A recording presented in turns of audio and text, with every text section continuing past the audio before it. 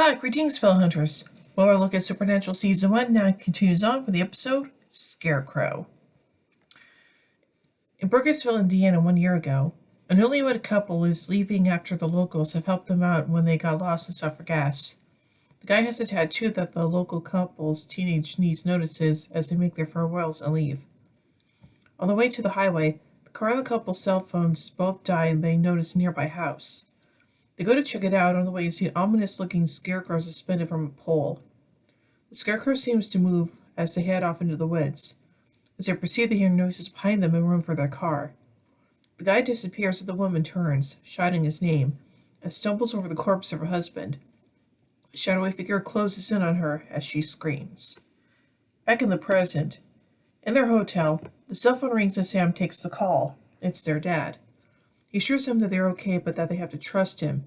He can't reveal where he is. He reveals he's after the thing that killed their mom, a demon. He tells them to stop looking for him and write down a list of names, warning it's not safe.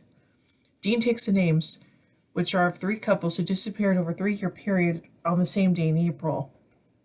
After heated discussion where Dean insists they follow their father's orders, and Sam wants to disobey him and go to find him, they start to head to the town Burkittsville, where the couples disappeared.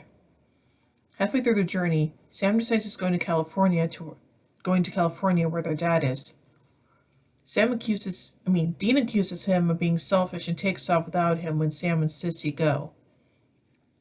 Dean pulls into Burkittsville and thinks about calling Sam, but decides against it.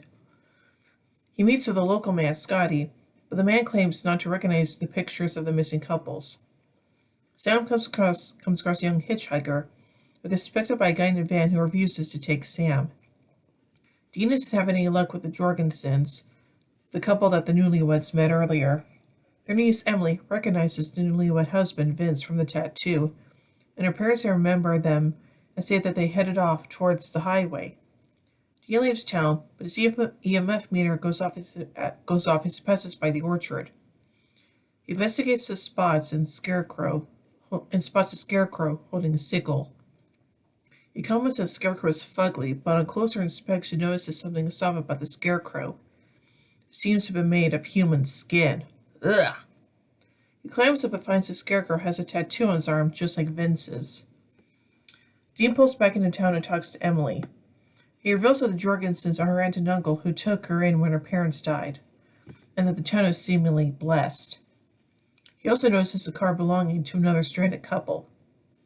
Sam was unable to get a bus out and meets back up with the female hitchhiker, Meg, and they bond. Dean goes in the cafe and chats up the couple, despite Scotty's efforts to keep him away from them. They reveal that they had suffered gas when a local mechanic noticed that their brake line is close to giving, and he is fixing it for them and it'll be ready at sundown. Dean, who knows that this is a ruse, offers to help him fix it faster than that, but they decline. He gives them an ominous warning, but they ignore him, and Dean contemplates how Sam could have convinced them. Scotty calls the sheriff, who runs Dean out of town. Sam and Meg chat over a meal about her background and her issues with her family, and Sam's similar problem with Dean. Come nightfall, Dean returns into town while the newest couple wander through the orchard and are stalked by a scarecrow. They run for it, and Dean gets in front of them and sends them to their car. He opens up the scarecrow with a shotgun to no effect, but they'll get safely back to their car as the scarecrow disappears. Dean checks in with Sam and they conclude that the scarecrow is a manifestation of a pagan god and takes the couple, founded by the locals, as a fertility sacrifice. The two of them kind of apologize to each other, and Dean admits Sam has to do his own thing and admires him for standing up to their dad. Dean meets a local professor who provides information on Norse god, the Vanir, which the locals of Scandinavian descent imported with them.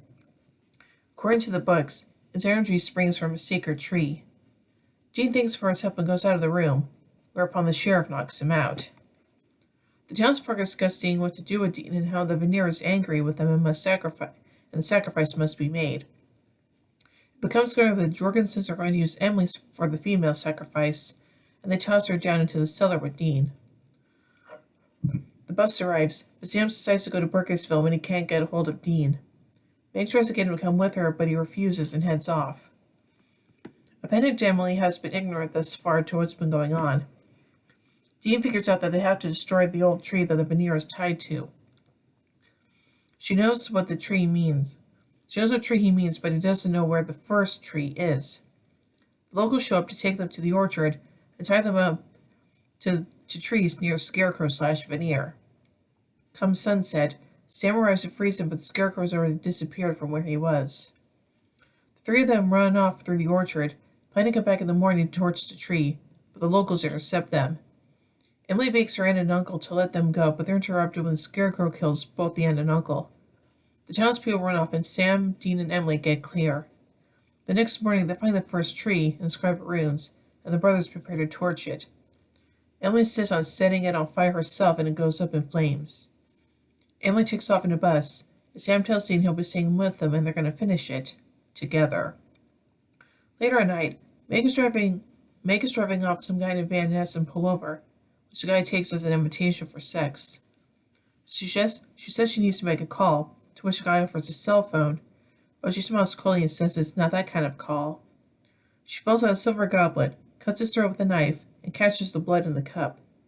She then recites an incantation and questions why she was ordered to let Sam go. She receives a silent explanation and responds, "Yes. Yes, Father." Bum bum bum. So now let's take a look at some continuity surrounding this episode. This is the first appearance of Meg. John Winchester previously appeared in Asylum.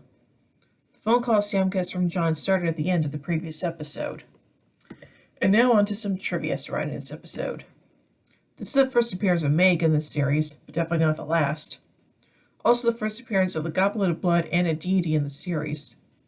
This episode marks the first mention of Dean's love for pie. William B. Davis, who plays the local professor Dean conversed with, is best known for portraying the cigarette-smoking man on the cult sci-fi show The X-Files. The urban legend of this episode seems to be influenced by the plot of the Neil Gaiman sci-fi novel American Gods, in which Odin, Loki, and Thor are remanifested and recruited to fight the new American gods.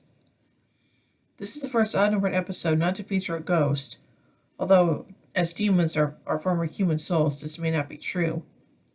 The plot of this episode has similarities to the 1973 film The Wicker Man and its 2006 remake. The locals in a rural area sacrifice people to a pagan god in order to keep the community prosperous. The CW's official summary for this episode includes a grammatical error, where the last two sentences should be joined with a comma instead of separate. Coincidentally, the contact Marianne Liu found on Sam's cell phone shares its name with the Supernatural employed graphic designer in 2007 and 2008. Dean's contact Robin is a woman who will appear in the season 9 episode Bad Boys. And now finally on to some errors.